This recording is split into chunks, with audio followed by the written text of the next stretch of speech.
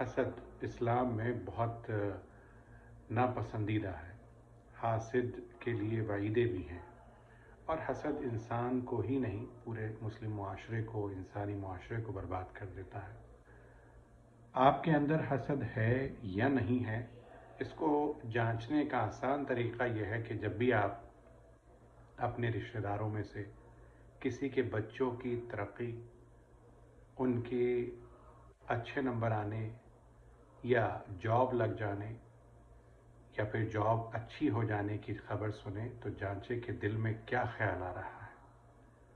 خیال اگر اچھا ہے، خوشی ہو رہی ہے تو سمجھ جائیے آپ حسد سے پاک ہیں۔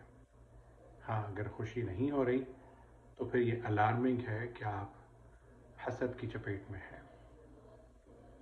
اگر کسی کا گھر آپ سے بہتر بن رہا ہے، کسی کی نوکری آپ سے بہتر ہو گئی ہے، تو اس وقت اپنے احساس کو چیک کریں کہ کیا محسوس ہو رہا ہے۔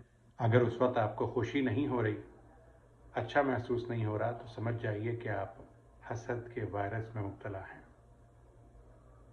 ایسے میں خود کے لیے دعائیں کریں، کوشش کریں کہ اس مائنڈ سیٹ سے کیسے باہر آنا ہے، کیونکہ یہ بہت خطرناک ہے آپ کے لیے بھی، آپ کے ایمان کے لیے بھی۔